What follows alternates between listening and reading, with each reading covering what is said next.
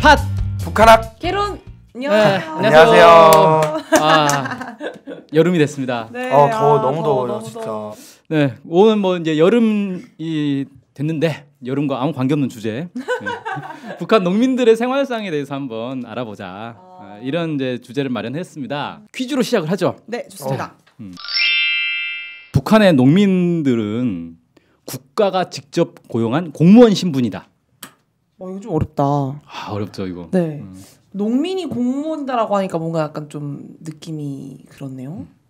네. 어휴, 왼쪽으로 넘어졌어요. 네. 하겠습니다. 동그라미. 야, 동백이랑 야. 요즘 저랑 좀 맞는 것 같아요. 뭔가 야. 이런 게. 뭔가요? 네, 정답은 X입니다. 아, 진짜요? 네.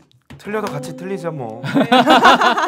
네. 아, 물론 이제 네네. 그 공무원 신분의 농민도 있긴 있어요. 근데 그 아. 10에서 한 15% 정도 되는 거고 나머지는 이게 북한에서는 개인 농은 없습니다.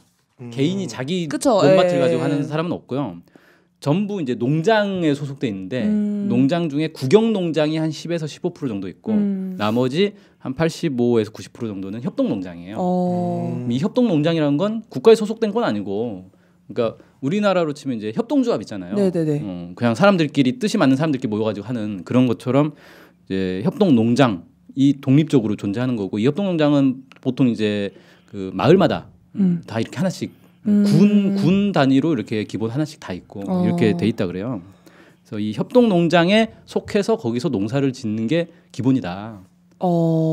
그러면 그분들은 직업이 따로 있으시고 그걸 또 그냥 취미 같은 걸로 하는 건가요? 아니죠. 농민이 직업인 거죠. 농업이. 그러니까 그 농장에 소속돼서 농장 일을 하는 거예요. 근데 협동농장 국가 게 아니라면서요? 그렇죠. 협동농장은 그러니까 그 농민들 소유인 거예요. 그럼 거기서 있는 소득은 그냥 그 농민분들이 가져가시는 거예요? 그렇죠. 그럼 원래 근데 북한은 약간 그 전에 방송을 봤었을 때도 약간 국가에서 배치해서 해주잖아요. 농장에 네. 너는 농장에서 일을 하고 그렇죠. 뭐. 네. 근데 그게 개인 소유가 돼요? 개인 소유가 아니라 농민들의 사회적 소유라고 하죠, 이걸. 개인 농민 한 명이 그 농장을 소유한 건 아니고 네. 그 농장에 속해 있는 농민들 전체 집단 소유인 거죠. 이게. 그런 개념이에요. 네. 네. 근데 이제 이 농민들 입장에서는 국영 농장이나 협동 농장이나 네. 차이는 없어요. 느낌의 차이는 없어요. 그냥 단순히 이제 이 농장의 소유권이 국가에 있느냐 아니면 이 조합에 있느냐의 차이일 뿐인 거지. 그런 차이는 있고요.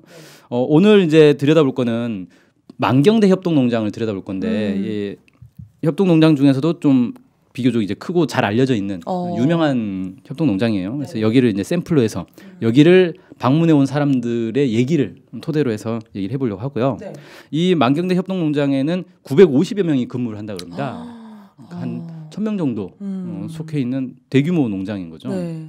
그리고 여기서 실제로 농사를 짓는 사람은 810여 명 정도가 있어요. 네. 그러니까 이 사람들을 작업반으로 묶는데 그 벼농사를 전담하는 농산반이라고 있고 이게 5개의 농산반이 있고요. 네. 밭논사를 전담하는 남새반이 4개가 있습니다. 남새는 밭을 뜻하는 건가요? 채소. 북에서는 채소를 남새라 그래요. 원래 남새라고 옛날에는 남새라는 표현 많이 썼던 것 같아요. 남쪽에서도. 그 다음에 그럼 나머지 한 140여 명 정도가 있는데 이 사람들은 뭐 하는 사람들이냐면 일단 관리, 농장 관리하는 관리직. 그 다음에 온실반이 따로 있어요. 그래서 온실 관리하는 사람이 따로 있고 그다음에 양어반. 양어반? 예, 그러니까 양어장이 있어요. 농장 안에. 그러니까 그 물고기. 예. 네. 그래서 이 물고기는 뭐하를 키우느냐면 그 농민들이 그 풀만 먹고 살 수는 없잖아요. 고기도 먹어야 되잖아요. 그래서 이제 이 생선을 제공하기 위해서 양어장을 제공. 예, 그러니까 그 농장에 있는 사람들이 먹으려고 양어장을 운영을 하는 거예요. 그다음에 이제 특산물 재배반, 그래서 특산물들도 있고, 그다음에 농기계 수리 보수를 전문으로 하는 보수반이라고 따로 있어요. 그다음에 그 영농 기계화, 그러니까 농기계를 전담하고 있는 기계화반이 또 따로 있어요. 이건 이제 기계를 운용하는 데겠죠. 보수반은 수리하는 데고. 그다음에 축산반도 있어요. 그러니까 축산반은 또 이제 육고기를 먹기 위해서 소, 돼지를 먹기 위해서 이제 운영하겠죠. 그렇게 있습니다. 이게 한 140여 명 정도가 이런 쪽으로 이제 하고 있다. 그리고 작업반은 또 작업반 안에서 분조로 또 쪼개집니다. 그래서 분조는 한 15명 정도가 하나의 분조를 이룬다 그래요. 그래서 이 분조가 하나의 이제 뭐 예를 들어 이쪽 이 구역의 노는 너네 분조, 저 구역의 밭은 너네 분조 이런 식으로 나뉘는 거죠. 그리고 한 분조가 맞는 게 4.5 정도 된다 그러는데 이걸 이제 1인당으로 치면 한 1,000평 정도 된다 그래요. 한 명이 1,000평 정도. 예. 근데 1,000평이면 어마어마하게 넓은 것 같아요. 네. 우리 집 생각해 보면 우리 집의 몇 배야 막 몇십 배, 몇백 배 이렇게 되잖아요.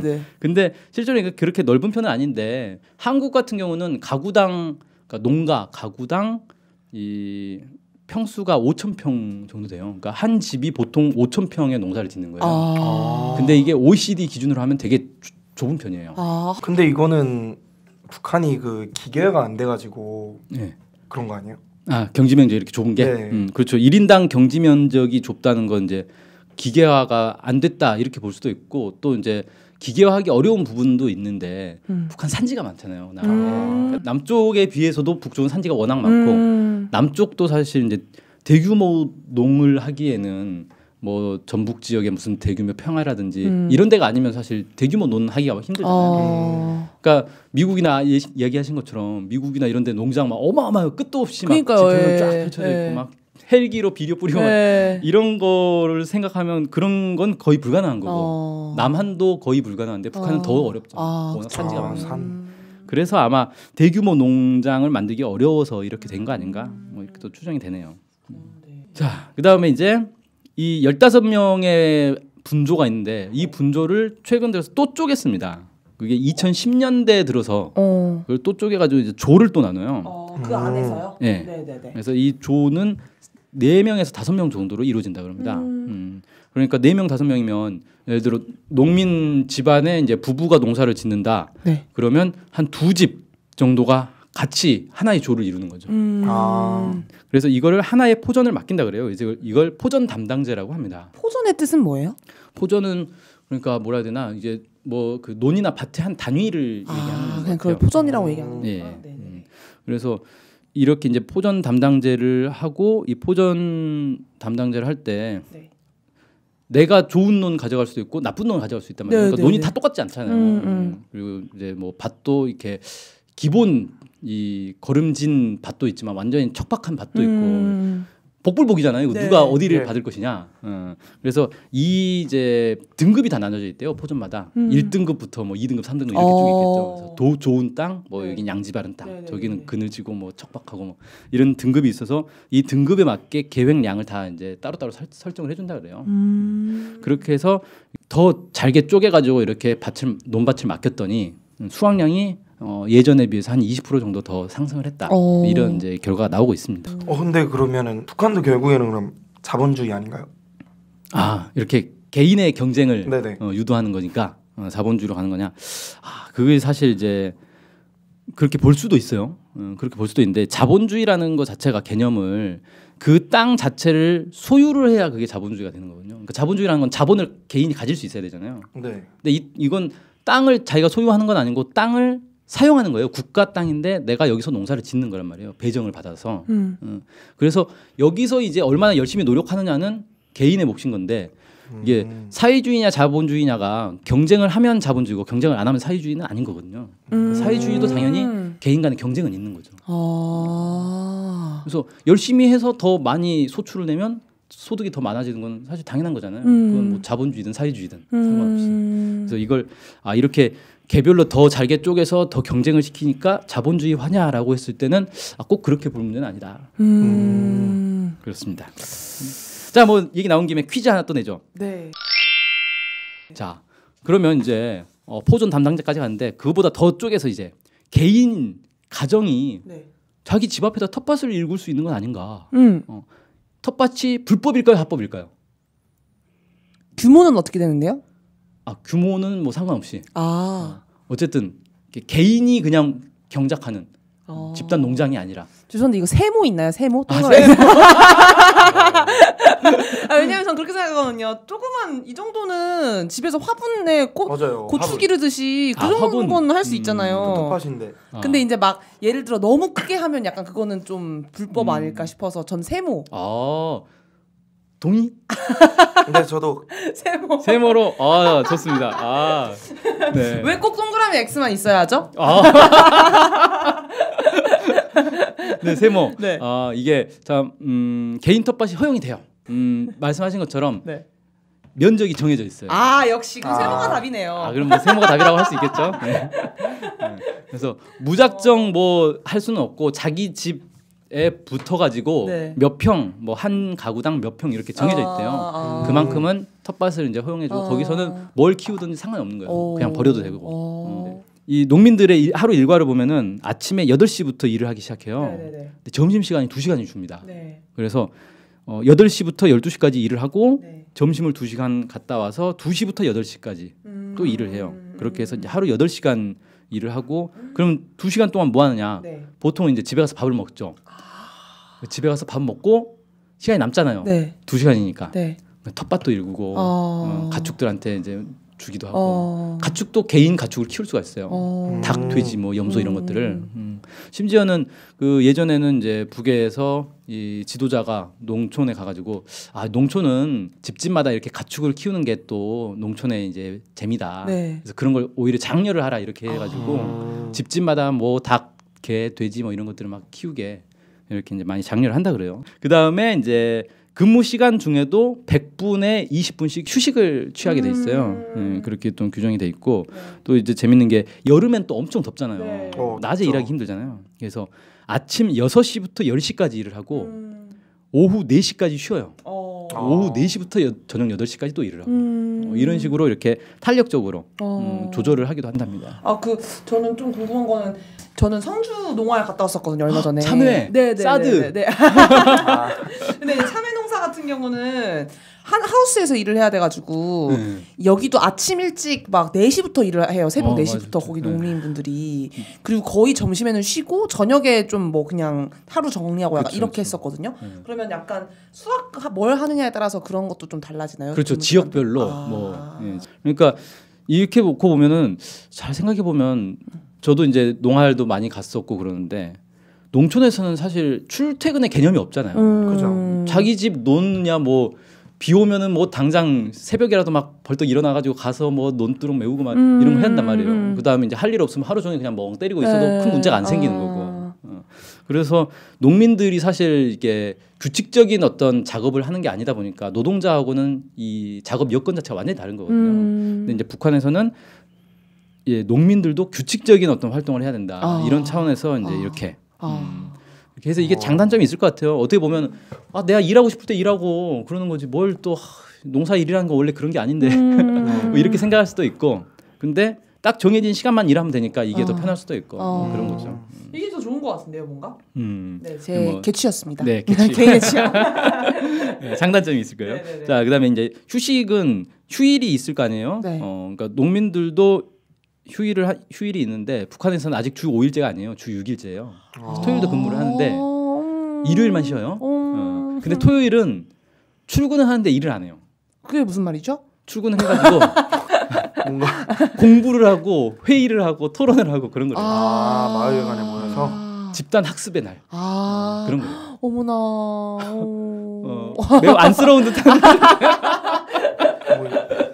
일하는 것보단 낫죠. 네, 그렇다고 합니다. 근데 농사일이라는 게 아까 얘기한 것처럼 꼭 이렇게 정해진 대로만 안 된단 말이에요. 갑자기 뭐 장마가 진다거나 아니면 가뭄이 들었다거나 농번기라는 게 또 있고 농한기가 있잖아요. 농번기에는 10일 근무를 합니다. 주 6일이 아니고 더 하는군요. 그러니까 10일에 한 번씩 쉬는 거예요. 10일 일하고 하루 쉬고 10일 일하고 하루 쉬고 이렇게 해서 약간 좀 더 빡빡하게 일을 많이 하게 된다. 대신에 이제 농한기에는 느슨하게 더 느슨하게 해서 쉬는 날이 더 많아지는 거고. 그 다음에 농민들도 휴가가 있습니다. 네. 그래서 휴가는 노동자하고 똑같아요, 그냥. 네. 1년에 14일 휴가. 이게 정기 휴가고 그다음에 이제 보충 휴가라고 해서 이거는 직종이나 이런 거에 따라서 줄 수 있게 돼 있어요. 그래서 7일에서 21일 정도가 이 보충 휴가가 또 이렇게 주어질 수도 있다. 이렇게 돼 있습니다. 자, 이제 이쯤에서 퀴즈 하나 또 내봐야죠. 비료가 필요할 거 아니에요. 농약도 필요하고 있어야죠. 이런 것을 구입을 해야 되는데 농민들이 구입할 텐데 농장에서 이걸 단체로 구입을 하겠죠. 단체 구매를 할 텐데 이 비용을 비료나 농약 공장이 아닌 국가에 지불한다. 맞으면 O, 틀리면 X. 자, 들어봅시다. 자, 갈렸습니다. 드디어 이제 갈렸어요. X. 당연히 산 곳에다 주는 거다. 아니 저는 돈을 안 줄 것 같은데요? 국가에서 그냥 주지 않아요? 비료. 아 공짜로 주는 거다? 네. 아 비용 자체를 안 낸다? 네. 참신한. 여기는 일리가 있어요. 뭐? 아니 근데 공장도 결국엔 국가에서 고용된 거니까 네. 국가에다 내는 게. 아 그래서 비료값은 국가에 내는 거다. 네. 자, 정답은 X입니다. 아니요, 근데 이것도 세모예요. 세모. 그러니까 네. 무상이에요. 그쵸, 무상 맞죠? 네, 무상이에요. 그래요. 아 왜냐면 뭐지? 그 농민들도 어쨌든 국가에서 그걸 하라고 하고 그 수입이 국가로 일단 들어가서 다시 내려오는 거잖아요. 네. 맞죠? 그 구조는 좀 이따 설명드리겠습니다. 아, 약간 네. 복잡해요. 아 너무 어렵다 오늘 방송. 근데 죄송해요, 저 하나 궁금한 거. 돈을 제일 북한에서 많이 버는 사람은 평강 노동자라 그랬잖아요. 일이 어려우니까. 월급, 그럼 농민분들은 몇 상중하로 따지면 뭐 어느 수준이에요? 아 그거는 정확하게 딱 파악은 안 돼요. 파악은 안 되는데 일단은 한 중은 되는 것 같고요. 농장마다 차이가 좀 큽니다. 아 농장마다 또 달라요? 네, 농장마다 차이가 커요. 그러니까 뭐 딸기 농사 짓냐, 뭐 벼농사 짓냐 이런 거 좀. 그러니까 예를 들어서 만경대 농장 같은 경우는 자기들이 도시 노동자들보다 훨씬 많이 번다라고 주장을 하고 있어요. 뭐 주장은 하는데 사실인지는 모르겠는데, 근데 그렇게 이제 얘기를 하는 사람들도 있는 거죠. 알겠습니다. 네. 자, 어쨌든 이제 국가가 지원한다는 거예요. 그러니까 말씀하신 것처럼 비료, 농약, 각종 농자재, 심지어는 이제 농장이 뭐 예를 들어 창고를 지어야겠다, 시멘트가 필요하다. 그것도 다 그냥 무상으로 제공이 되고, 심지어는 트랙터도 무상으로 제공됩니다. 트랙터 엄청 비싼데. 진짜 완전 비싸잖아. 몇 억한데요. 그렇죠. 그래서 다 렌트하지 않아? 농활 가면은? 그 빚내서 산다. 그렇죠. 그래서 할부 다 갚고 나면 보통 이제 수명이 다 해가지고 또 새 거 사야 되고 아주 그냥 밑빠진 독에 물 붓는. 근데 요즘은 그러니까 한국 사회 같은 경우는 농촌에 이제 젊은 사람들이 없으니까 기계가 없으면 농사를 지을 수가 없어요. 네 맞아요. 할아버지 할머니들이 그 넓은 뭐 이거 그러니까요. 언제 호미질하고 있어요. 그러니까 트랙터가 필요한데 트랙터는 당연히 돈 주고 사야 되고. 그래서 보통 이제 좀 약간 가난한 마을 같은 경우는 마을에 트랙터를 가진 사람이 한 명 있어요. 그럼 이 사람이 온갖 논밭 다 해주는 거예요. 돈 받고 다 이렇게 오늘은 누구네 집 해주고 오늘은 또 내일은 누구네 집 해주고 이렇게 해서 돈 받고 그걸 이렇게 쭉 해주고 그런 식으로 한다고 하더라고요. 어쨌든 이제 북한에서는 트랙터는 뭐 기본이고 트랙터에 사용되는 기름, 연료도 무상으로 제공이 되고. 그래서 트랙터가 근데 얼마나 있느냐? 보통은 이제 북한에서는 기계화가 우리만큼은 안 돼 있어요, 많이. 그러니까 우리는 사실 웬만한 농사는 다 기계로 짓잖아요. 근데 북한에서는 기계화가 그렇게 많이 돼 있지는 않고 만경대 협동농장 같은 경우는 이게 꽤 이제 유명한 농장이라 그랬잖아요. 잘 나가는 농장이죠, 쉽게 말해서. 10만 평 정도 된대요. 만경대 협동농장의 면적이. 거기에 대형 트랙터가 28대, 소형 트랙터가 10대 정도 돼요. 그러면은 이제 40대 정도 있는 거잖아요, 대략. 그럼 40대. 10만 평에 40대니까 한 대가 한 2천 몇백 평 정도를 커버한단 말이에요. 그러면 한국으로 따지면 한국의 한 가구가 5천 평 정도 농사를 짓는다니까 한 가구에 트랙터 한 2대 정도 있는 꼴인 거죠. 꽤 많이 있는 편이에요. 많이 있는 거네요. 그렇네요. 근데 이게 이제 만경대 협동농장이 잘 나가니까 왠지 많이 있을 것 같아요. 네. 다른 농장보다는 많이 있을 것 같고 보통은 이제 이렇게까지 기계가 잘 돼 있지는 않는 걸로 많이 알려져 있죠. 북한 농업은. 만경대가 평양에 있는 건가요? 아니죠. 그 평양남도에, 그러니까 평양 근처에 있죠. 그래서 여기서 나오는 채소나 이런 것들은 다 평양으로 공급이 된다 그래요. 그러면 이제 국가에서 이렇게 주는 거 있으면 국가로 내는 게 또 있을 거 아니에요. 그래서 채소나 과일은 국가에 내는 게 전혀 없고 다 농장에서 알아서 처리하는 거고. 그다음에 쌀, 그러니까 곡물은 한 4분의 1 정도를 국가에 토지 사용료로 낸대요. 너무 많은 거 아니에요? 25%. 그러네. 너무 많죠. 왠지 25%라고 하니까 더 많아 보여. 4분의 1보다. 25% 엄청 많죠. 그래서 사실은 이제 적은 편은 아니고 꽤 이제 높은 편이다. 높은 편이라고 볼 수 있는데 무상으로 다 제공이 되니까 그걸 감안하면 뭐 그렇게 높은 편이 아닐 수도 있다. 뭐 이렇게 보기에 따라서 그렇게 볼 수 있을 것 같아요. 그래도 비싸요. 비싸죠. 옛날에 제가 얘기를 들어오면 그 봉건 시대 때는 소장료가 3.7제 이렇게 했대요. 뭐 4.6제 이런 식으로. 그 2.8제를 심하면 2.8제를 하는 경우도 있고. 그러니까 소장농이 지주한테 2대 8로 해서 지주한테 8을 주는 거예요. 나 안 해. 농사 안 지어. 나 같으면 안 지어. 먹고 살 게 없으니까 어떡해요. 자, 뭐 아무튼 그렇습니다. 그래서 소득이 얼마나 되느냐? 만경대 협동농장의 경우에 이제 소득을 보고 보면 일단 채소는 그 대부분 이제 평양으로 공급이 되는 거고요. 예약제로 판매가 된다고 합니다. 네.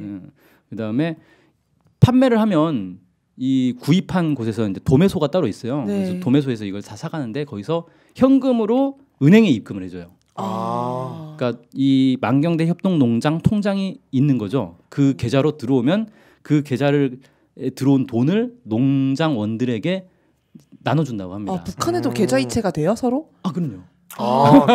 입금 출금 카드. 옛날에는 카드는 없었는데 요즘은 이제 체크카드, 신용카드도 나왔다 그래요. 오, 통장도 있고. 네. 토스도 하나? 보내고.